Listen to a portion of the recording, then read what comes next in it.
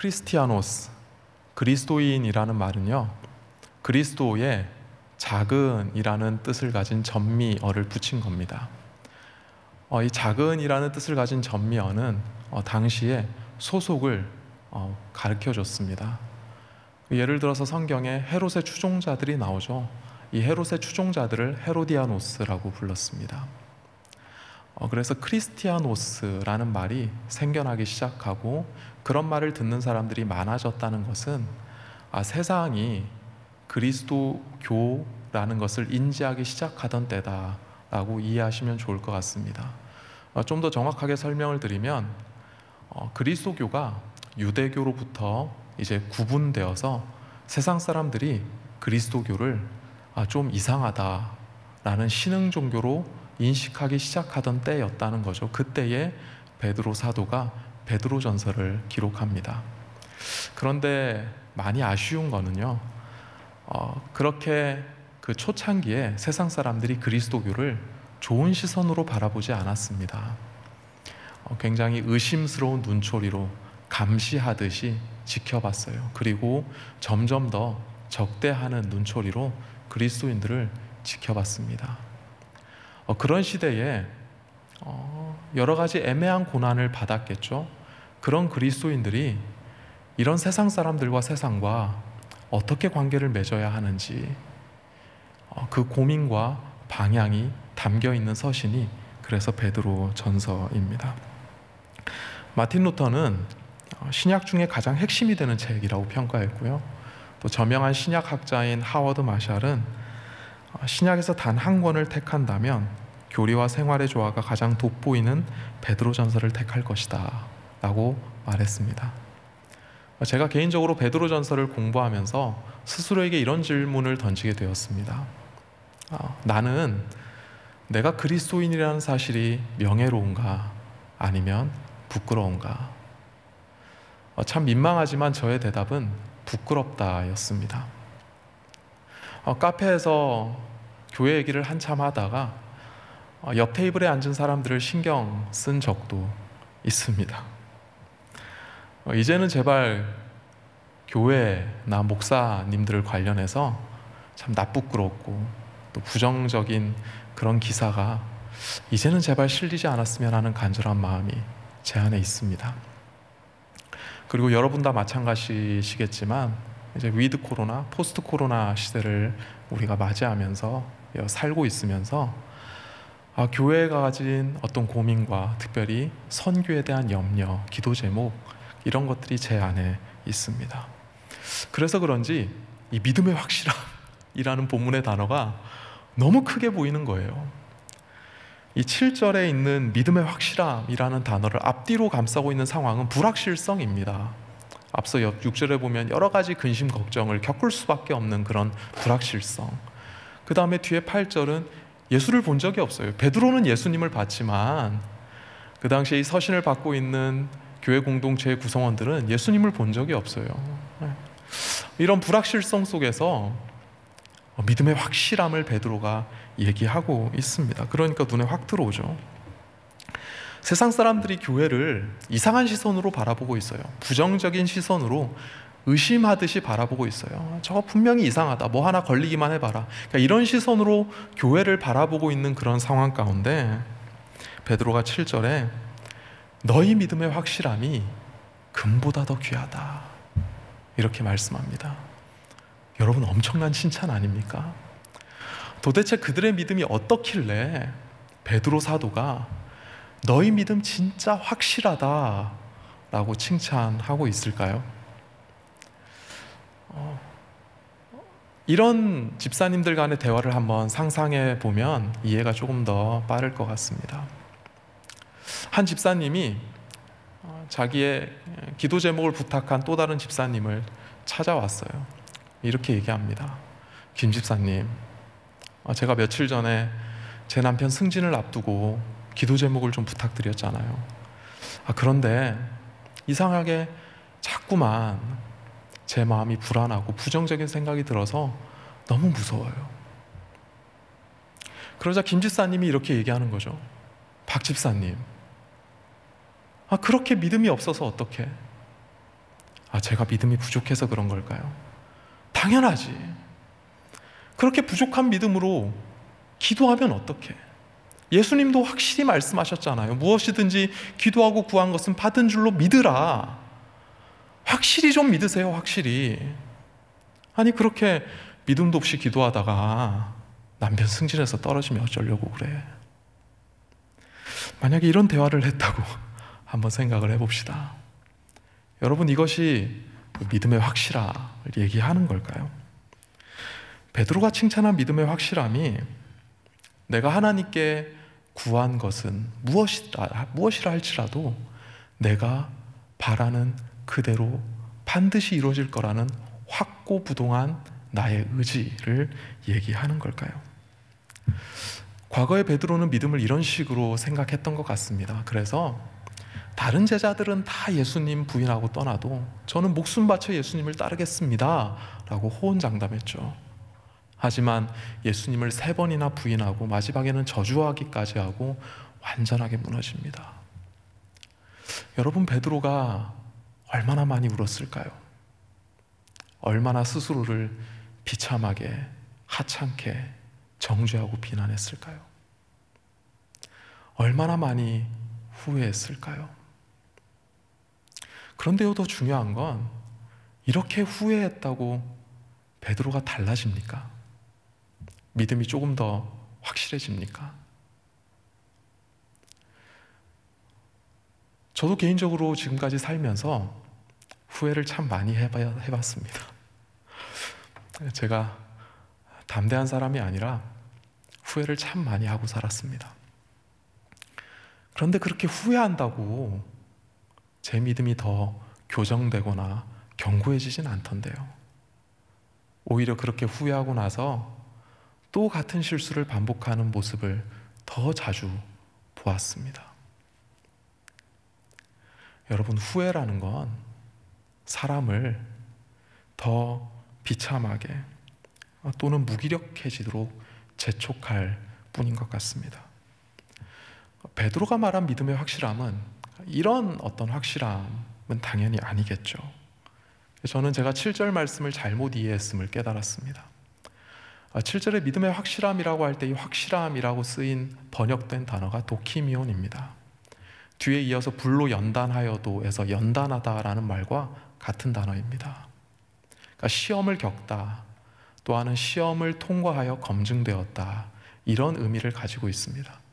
그러니까 너희 믿음의 확실함, 이 구절을 야고보서에도 똑같이 야고보가 기록합니다. 야고보서 1장 3절을 띄워주시겠습니까? 이는 너희 믿음의 시련이 인내를 만들어내는 줄 너희가 알미라. 자, 야고보서에서는 어떻게 번역하고 있죠? 똑같은 말을 너희 믿음의 시련이라고 번역하고 있습니다. 그러니까 어떤 그리스도인이 자신의 믿음을 테스트 당합니다. 그런데 이 테스트를 통해서 이 믿음이 연단이 되었어요. 연단이 되고 검증되었으니까 그런 의미에서 확실하다. 그래서 믿음의 확실함이라고 번역을 한 겁니다. 저는 개인적으로 현대인의 성경이 이 베드로전서 1장 7절 말씀을 가장 잘 원문의 의미를 충실히 전달하고 있다고 생각합니다. 한번 같이 읽어볼까요? 같이 읽겠습니다. 시작. 시련을 겪은 순수한 믿음은 불로 연단하여도 없어질 금보다 더 귀하여 예수 그리스도께서 다시 오실 때 칭찬과 영광과 존귀를 받게 됩니다. 그러므로 베드로가 이 서신을 쓸 당시에 대부분의 일반적인 교회들이 어떤 자신의 믿음에 대해 시련을 겪고 있었다라고 생각하시면 좋을 것 같습니다. 그러니까 이 당시는 막 눈치 안 보고 자유롭게 신앙생활할 수 있었던 시대가 아니었던 거죠. 그러니까 교회가 눈치를 볼 수밖에 없는 그런 시대였습니다. 서두에 설명드린 것처럼 세상 사람들은, 로마 사회의 주변 사람들은 그리스도교라는 집단을, 그 모임을 이상한 눈초리로 쳐다봤어요. 그리고 감시하듯 쳐다봤습니다. 의심했습니다. 뭔가 이상하다, 우리와 맞지 않다, 이 도시의 공공의 선에 오히려 이들이 방해를 하는 것 같다, 그러니까 이런 생각을 하면서 교회를 쳐다보는 시기였습니다. 그래서 서신 곳곳에 보면 이런 정황이 포착되는 것을 우리가 볼 수가 있는데요, 한 군데만 살펴보겠습니다. 베드로전서 2장 12절입니다. 너희가 이방인 중에서 행실을 선하게 가져 너희를 악행한다고 비방하는 자들로 하여금 너희 선한 일을 보고 오시는 날에 하나님께 영광을 돌리게 하려 함이라. 자, 베드로가 지금 이 서신을 쓰는 목적을 잘 얘기하고 있죠. 베드로는 말합니다. 당시에 사람들이 그리스도인들을 뭐라고 얘기했다고요? 악행하는 자들이다. 그리스도인들을 향해서 악행하는 자들이다 라고 비방했다는 것을 우리가 알 수 있습니다. 그러면 교회는 왜 이런 비난을 받았을까요? 정말 교회 안에 이런 악행이 빈번하게 일어났을까요? 그렇지 않습니다. 이 당시의 사람들이 교회 그리스도인들이 이 당시의 문화에 동조하거나 참여하지 않는 모습을 보고 그리스도인들을 폄하해서 부른 표현입니다. 로마 사회에서 선이라고 생각하는 가치들이 있었습니다. 로마 사회에서 모든 사람들이 선이다, 이것이 옳다, 이렇게 해야 된다 라고 생각했던 가치들, 그런 행동들, 그런 문화와 습관들이 있었습니다. 그런데 여기에 동조하지 않고 참여하지 않으니까 그 사람들, 그리스도인들을 향해 악행하는 자들이다 라고 외계인 취급한 것이죠. 역사를 보면 사실 기독교가 막 시작되었던 그 완전 초기에는 로마 당국이, 로마 사회가 그리스도교에 별로 관심을 두지 않았습니다. 그리스도교와 유대교를 구분짓지도 않았습니다. 그냥 똑같이 유대교라고 생각했습니다. 왜냐하면 예루살렘은 변두리에 위치하죠. 그러니까 뭐 딱히 관심을 갖지 않아도 되는 거였어요. 그리고 그 시대는 다신교의 문화입니다. 이미 여러 신들이 존재하고 있었기 때문에 새로운 신흥 종교가 생기는 것을 크게 이상하게 생각하지 않았어요. 지금으로 비유하자면 빌보드 차트에 우리나라 그룹이 올라갔잖아요. BTS 1위 찍고 이랬잖아요. 그러니까 그 당시에 다신교 등급에 이 새로운 종교를 끼워주기만 하면 되는 거였어요. 그래서 초반에는 이 그리스도교에 로마 사회가 크게 관심을 두지 않았습니다. 물론 그리스도교는 꺼려지는 부분이 있어요. 왜냐하면 유일신교이기 때문입니다. 그러니까 꺼려지는 부분이 있지만 그럼에도 불구하고 로마 사회는 그리스도교를 묵인하고 허용해주는 그런 분위기였습니다. 그런데요, 로마 당국이 그리스도교 집단을 예의주시하게 된 계기가 있습니다. 그것은 이 갈라디아서 3장 28절 말씀과 연관되어 있는데요. 세번역 성경으로 준비했습니다. 제가 읽습니다. 유대 사람도 그리스 사람도 유대인이나 헬라인이나 이렇죠. 사람도 없으며 종도 자유인도 없으며 남자와 여자가 없습니다. 여러분 모두가 그리스도 예수 안에서 하나이기 때문입니다. 당시에는 잘 아시다시피 노예제가 존재하던 시대였습니다. 그러니까 철저한 계급 사회였어요. 그리고 남성 중심의 가부장적인 사회였습니다. 이게 굉장히 강했습니다. 당시 최고의 지성으로 인정받던 철학자들이 있었죠. 그 중에 한 명이 아리스토텔레스 아닙니까? 우리가 다 알고 있죠. 아리스토텔레스가 이런 말을 했습니다. 신은 사람에 따라 다른 권한을 부여한다는 거죠. 그러니까 종과 주인, 그 다음에 남성과 여성, 아이와 어른은 분명히 신이 다른 능력치를 줬다, 이렇게 얘기를 했습니다. 그 시대 사람들이 당연히 다 그렇게 알고 있는 거죠. 태어날 때부터 달라요. 그러니까 출생부터 나는 다른 권한을 가지고 태어나는 겁니다. 그래서 아내는 철저히 남편의 말에 순종해야 했습니다. 침묵이 아내의 최고의 미덕이었습니다. 종은 어떻습니까? 종은 하인은 스스로 판단할 수 있는 인지 능력을 가지고 있지 않았어요. 그 시대 사람들 다 그렇게 생각했습니다. 그러니까 주인이 명령하는 대로 그냥 따라야 하는 거지, 기계처럼 따라야 하는 존재인 거지, 다른 어떤 것을 요구하지 않았던 시대입니다. 스스로 의사를 결정하지 못했던 시대입니다. 모두가 다 당연히 그렇게 생각하던 시대였습니다. 성경은 뭐라고 말씀합니까? 어떤 인종차별, 어떤 성차별, 어떤 신분차별도 인정하지 않습니다. 예수 그리스도 안에서 다 하나다. 예수 그리스도 안에서 어떤 차별도 존재하지 않는다라고 선언합니다. 그러면 상식적으로 생각해 볼 때 초기 기독교에서 교회를 형성하는 대다수의 구성원들이 누구였겠어요? 하인들, 종들, 하층민 노동자들, 그리고 귀족들 중에서는 여성들이었겠죠. 이들에게 복음은, 예수의 가르침은 그야말로 엄청난 굿뉴스였을 것입니다. 그러니까 이 사람들이 계속 많아지면서 로마 사회 전역에 그리스도교가 불길을 번지듯이 번져 나갔습니다. 그러면 당시에 로마 사회가 이 그리스도교 모임을 바라볼 때에 어떻게 보였을까요? 굉장히 이질적으로 보였을 겁니다. 한번 상상을 해보세요. 한 평범한 남성이 이 그리스도인들 모임에 초대를 받았습니다. 그래서 갔는데 어떤 모습이죠? 여러 그 인종, 그리고 주인, 또 뭐 하인들, 이런 사람들이 다 뒤섞여 있습니다. 그리고 이 로마 남성이, 로마 그 시민권을 가진 평범한 남성이 귀족이었다고 한번 생각해 보세요. 내가 로마 귀족인데 이 그리스도인 모임에 초대를 받았습니다. 자, 그러면 사회적으로 마땅히 받아야 할 예우를 받을 수 있었을까요? 없었을까요? 없죠.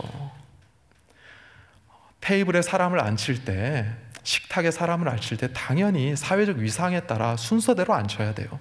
그런데 그런 게 전혀 없어요. 아무 데나 앉으랍니다. 거기다가 먹는 것도 다 똑같아요. 종이든 주인이든 자유인이든 음식도 다 똑같습니다. 다를 게 없어요. 심지어는 이 집에, 자기 집을 교회로 오픈해서 내준 이 집의 주인이 직접 과일 바구니 들고 생선 접시 들고 서빙을 하고 있어요. 그러면 이 평범한 당시의 남성이 볼 때 얼마나 충격적이었겠습니까? 종이 주인을 섬기는 것이 당연하고 자연스럽습니다.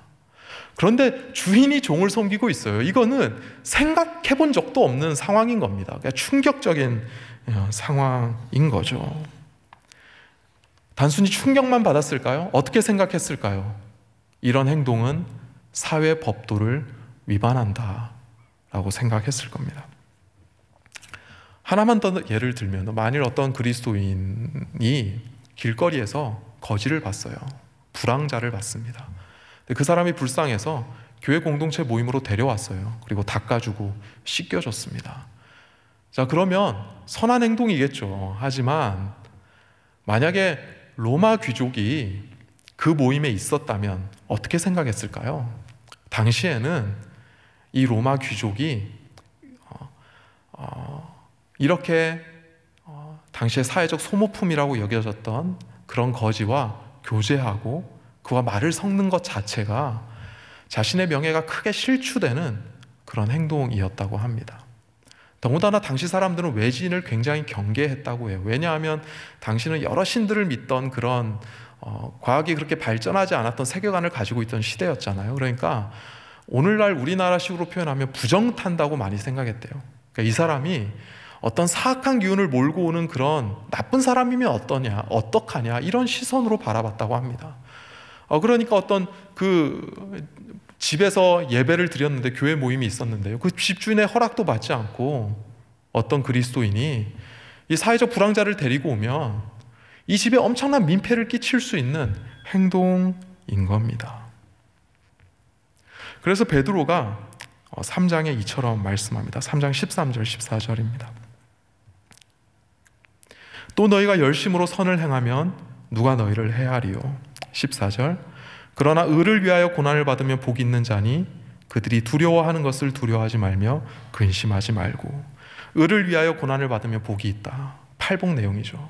그러니까 베드로가 그 당시에 그런 부딪힘과 갈등을 가지고 신앙생활을 하던 그리스도인들에게 예수님의 말씀을 가지고 격려하고 응원을 하고 있는 겁니다. 너희는 오히려 복이 있는 사람들이다. 예수님도 말씀하지 않았느냐? 의를 위하여 고난을 받는 자가 복 있는 사람이다. 그러니까 성도 여러분, 두려워하지 마십시오. 그 세상 사람들이, 주변 사람들이 두려워하는 그런 것들을 가지고 똑같이 두려워하지 마십시오. 그들이 어떤 위협을 가한다 할지라도 흔들리지 마십시오. 이렇게 얘기하고 있는 겁니다.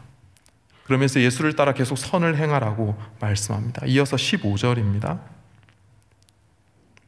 너희 마음에 그리스도를 주로 삼아 거룩하게 하고 너희 속에 있는 소망에 관한 이유를 묻는 자에게는 대답할 것을 항상 준비하되 온유와 두려움으로 하고. 자, 이게 중요합니다. 그러면 베드로는 교회 공동체만 염두에 두고 교회 공동체를 위로하고 격려하는 것, 이것으로 끝납니까? 아닙니다. 그렇게 하는 목적이 있어요. 그게 뭐죠? 세상입니다. 교회가 관계해야 하고 교회가 선교지로 생각해야 하는 그 세상, 그 세상을 향해 그러면 교회를 적대하는, 우리를 적대하는, 의심하는 세상을 향해 우리는 어떤 태도를 가질 것인가, 어떻게 대해야 할 것인가, 이런 방향을 가지고 있는 거죠. 어떻게 해야 한다고 말씀하고 있습니까? 벽 쌓고 관계하지 마라, 똑같이 적대해라, 나는 구원받았고 너희는 선택도 받지 못한 사람들이야, 이런 태도로 일관하라 라고 얘기하지 않죠. 그렇지 않습니다. 온유함과 두려운 마음을 가지고 그들에게 대답할 말을 준비하라, 그들을 대하라, 이렇게 말씀하고 있습니다. 이렇게 할 수 있는 이유는 우리 마음에 그리스도를 주인으로 모시고 있기 때문이죠. 그리스도는 우리에게 어떤 주인이 되십니까? 베드로전서 2장 23절에 이렇게 베드로가 예수님을 설명합니다. 욕을 당하시되 맞대어 욕하지 아니하시고 고난을 당하시되 위협하지 아니하시고 오직 공의로 심판하시는 이에게 부탁하시며. 예수님은요, 모욕을 당했지만 모욕으로 갚지 않으셨습니다. 예수님은 고난을 당하셨지만 그 고난을 당할 때에 위협하지 않으셨습니다. 그리고 이 모든 상황을 하나님 아버지께, 공의로우신 재판장이신 하나님 아버지께 그대로 다 맡겨드렸습니다. 이런 그리스도를 주인으로 품고 사는 우리이기 때문에, 그리스도인이기 때문에 예수님처럼 우리도 그런 태도로 세상을 대해야 한다라고 설명하고 있습니다. 그런데 여러분, 우리가 알죠? 이게 쉽습니까? 쉽지 않습니다. 참으로 어렵습니다. 공격당할 때에 나도 주먹이 나가죠. 나도 마음에서 거친 말이 나가죠. 근데 이게 쉽지가 않습니다. 그러니까 이게 뭔가 노력한다고 되는 건 아닌 것 같죠. 그래서 베드로는 얘기하죠. 우리 속에 뭔가가 있어야 한다고요. 3장 15절에 중요한 단어가 있습니다. 소망이라는 단어입니다. 우리가 이렇게 행동할 수 있는 이유는 우리 안에 소망이 있기 때문이다 라고 말씀하고 있습니다. 그래서 베드로 사도는요, 1장에서 그럼 어떻게 살아야 합니까? 라고 묻는 그리스도인들을 향해, 교회 공동체를 향해 이런 갈등이 있을 때에 이렇게 행동하라, 이렇게 대처하라 라고 구체적인 지침을 주기 전에 먼저 우리 속에 있는 소망이 무엇인지, 우리에게 실현된 소망이 무엇인지를 말하고 있습니다. 이 소망은 이후에 5절, 7절, 8절, 9절에 거듭 등장하고 있는 믿음의 근거가 됩니다. 내가 의지를 굳건하게 가져서 믿음이 세지는 것이 결코 아닙니다. 우리 안에 있는 이 소망이 우리의 믿음이 흔들리지 않도록 지지해주고 밝게 빛을 비춰줍니다. 그래서 그 소망을, 살아있는 소망을 베드로가 가장 먼저 얘기하는 겁니다. 베드로전서 1장 3절 말씀입니다. 우리 중요한 말씀인데요, 같이 한번 읽도록 하겠습니다. 시작. 우리 주 예수 그리스도의 아버지 하나님을 찬송하리로다. 그의 많으신 긍휼대로 예수 그리스도를 죽은 자 가운데서 부활하게 하심으로 말미암아 우리를 거듭나게 하사 산 소망이 있게 하시며. 자, 이 구절을 원문으로 보면요, 찬송하리로다, 이 말이 가장 먼저 나옵니다. 찬송하리로다.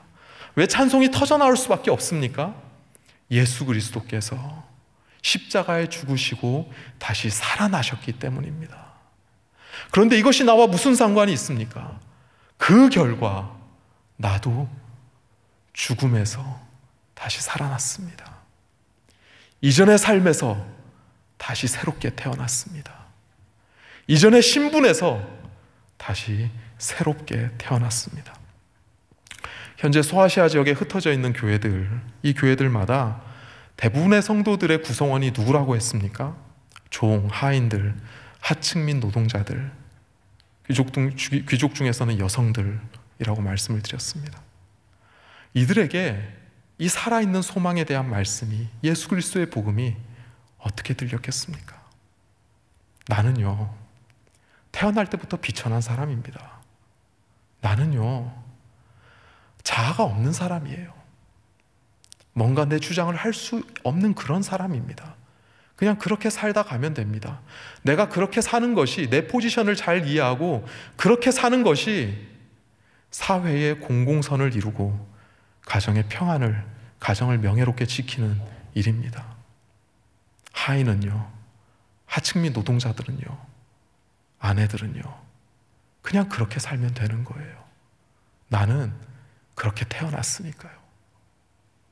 그런데 복음은, 예수님은 다르게 얘기합니다.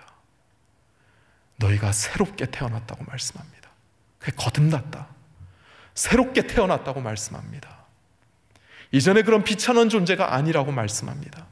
너희는 하나님의 택하신 족속이다. 여기서 족속이라는 단어가 출생, 이런 뜻을 가지고 있습니다. 너희의 출생이 다르다는 거예요. 너희의 출생은 비천하지 않다. 그러니까 세상 사람들이 보는, 주변 사람들이 보는 시각으로 너희를 보지 말아라. 너희는 하나님의 존귀한 자녀다. 너희는 사랑받기에 합당한 하나님의 특별한 자녀다. 너희는 그렇게 새롭게 태어났다 라고 말씀하고 있습니다. 이 소망이 우리 가운데 있어야 세상을 온유함으로 대할 수 있다는 거죠. 이 소망이 내 안에 살아있어야 나를 적대하고 욕하는 주변 사람들, 다르다고, 그리스도인이라고, 우리 문화에 동조되지 않는다고 욕하는 그들을 향해 온유함으로 대할 수 있다라고 말씀하고 있습니다. 그런데요, 문제가 있어요.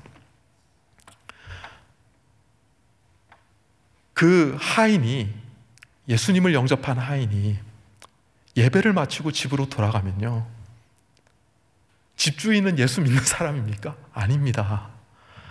집주인은 넌크리스천이에요. 그런데 이 집주인에게, 주인님, 예수님께서 당신과 나나 피차 일반이라고 하셨습니다. 그러니까 이제 당신이 내리는 명령에 대해서 제가 스스로 판단하겠습니다.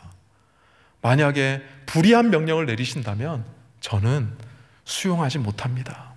이렇게 얘기할 수 있었을까요? 예수님을 영접한 아내가 집으로 돌아갔어요. 예배 마치고 집으로 돌아갔어요. 그리고 믿지 않는 남편에게 당신, 예수님께서 남자나 여자나 그리스도 안에서 다 하나라고 하셨어요. 그러니까 이제 이 가정에서 당신과 나는 동등한 권한을 누릴 수 있어요. 가져야 돼요. 그러니까 이제 앞으로 저를 그렇게 존대해 주시고 예전처럼 함부로 대하지 말아주세요. 자, 이렇게 얘기할 수 있었을까요? 얘기하는 사람도 있었겠죠. 하지만 결코 쉽지 않았을 겁니다. 교회 공동체 안에서는 그리스도 안에서 주어지는 은혜를 풍성히 누리고 주인이든 종이든 남자든 여자든 하나됨을 누릴 수 있었습니다. 하지만 교회 밖은 전혀 달라질 게 없어요. 집하인의 경우에 여전히 주인의 불의한 명령에 순종하지 않을 선택지가 없는 거죠. 고민을 할 수밖에 없는 상황인 겁니다. 마음으로 아닌 건 알지만 순종하지 않을 수 없는, 다른 선택지가 없는 그런 상황에 맞닥뜨려야만 했습니다. 아내의 경우에 당시 아내들은 남편의 허락 없이 집 밖으로 나가지 못했다고 해요. 그러니까 남편의 허락을 받고 그리스도인 모임에 나가거나 아니면 몰래 나가야 했죠. 몰래 나가다가 들키면요, 겉으로 볼 때는요, 예수님 믿는다고 전혀 달라질 게 없습니다. 하지만 달라진 게 있죠. 그리스도인들에게 뭐가 달라졌을까요? 속사람이 달라졌습니다. 속사람이 달라졌어요. 겉으로 볼 때는 별반 달라질 게 없는 것 같아 보이지만 그들 한 사람 한 사람의 속에 있는 것이 달라졌어요. 그들의 속에 더 이상 비천함, 현실에 대한 절망이 없습니다. 그들의 속에 무엇이 더 밝게 빛납니까? 소망입니다. 새롭게 태어났다는 소망. 이것이 그들의 마음에 밝게 비추어 있습니다. 그렇다면 주인이 그런 하인을 볼 때에 남편이 그런 아내를 볼 때에, 사람들이 길거리에서 일하고 장사하는 그런 하층민 노동자들을 볼 때에 뭔가 다르다는 걸 느끼지 않았을까요? 적어도 그들의 눈빛 속에서 이전에 바라볼 수 있는 절망을 더 이상 보지 못했을 거고, 행동은 달라질 게 없을지라도 그들 안에 뭔가 알 수 없는 확신, 평안, 이런 것들을 보진 않았을까요? 그들을 대하며 세상 사람들이 우리가 그리스도인 모임에 대해서 갖고 있던 생각이 오해일 수 있겠구나, 가짜 뉴스일 수 있겠구나, 이 사람들이 뭔가 다르구나, 이상하지만 분명히 이질적이지만 그러나 다른 뭔가가 있구나 라고 깨닫기 시작했다는 것입니다. 베드로전서 2장 9절 말씀을, 이런 상황을 염두에 두고 한번 읽어보면 좋겠습니다. 베드로전서 2장 9절입니다. 그러나, 그런 상황인 거죠. 그러나 너희는 택하신 족속이요 왕같은 제사장들이요 거룩한 나라요 그의 소유가 된 백성이니 이는 너희를 어두운 데서 불러내어 그의 기이한 빛에 들어가게 하신 이의 아름다운 덕을 선포하게 하려 하심이라. 12절 말씀도 한 번 더 읽어보겠습니다. 너희가 이방인 중에서 행실을 선하게 가져 너희를 악행한다고 비방하는 자들로 하여금 너희 선한 일을 보고 오시는 날에 하나님께 영광을 돌리게 하려 함이라. 말씀을 맺겠습니다. 베드로는요, 단지 교회만을 염두에 두고 서신을 쓰고 있지 않습니다. 세상과 소통하고 세상과 관계 맺고 세상을 구해야 하는 그런 교회를 향해 세상을 염두에 두고 서신을 쓰고 있습니다. 의심의 눈초리로 그리스도교 집단을 바라보고 있는 그 세상 사람들, 그런 상황 속에서 그리스도인들은 어떤 태도를 가져야 할까요? 어떻게 하면 믿음이 흔들리지 않을 수 있을까요? 어떻게 하면 우리를 적대하고 심지어 비방하고 개독교라고 욕하는 그들을 향해 여전히 온유함을 가지고 복음이 무엇인지 설명해낼 수 있을까요? 어떻게 하면 세상 사람들이 기독교는 비록 이렇게 하고 오해하고 있지만 옆에 있는 한 그리스도인인 나를 향해서는 너는 뭔가 다른 것 같다 라는 말을 듣게 할 수 있을까요? 우리 안에 소망이 살아있음을, 우리 안에 산 소망이 있음을 다시 한번 인식시켜 주고 있습니다. 우리는 살아있는 소망을 가지고 있는 그런 새롭게 태어난 하나님의 족속입니다. 이런 마음을 가지고 여전히 적대하고 의심의 눈초리로 바라보고 있는 그런 세상 속에서, 그런 가정 속에서, 그런 직장 환경 속에서 여전히 믿음이 흔들리지 마시고 빛을 잃지 마시고 방향을 잃지 마시고 우리가 걸어온 그 길 그대로 예수님을 따라가는 우리 모두가 되길, 그렇게 위드 코로나, 포스트 코로나 시대를 살아가길, 그런 마음으로 세상을 향해 선교하는 그리스도인으로 살아가는 우리 모두가 되길 예수님의 이름으로 축복하며 기도합니다. 이 시간에 다 같이 말씀 생각하시면서 기도하시다가 돌아가시겠습니다. 기도합니다. 하나님 아버지, 주님, 오늘 베드로전서 말씀을 통해 우리에게 말씀하여 주시니 감사합니다.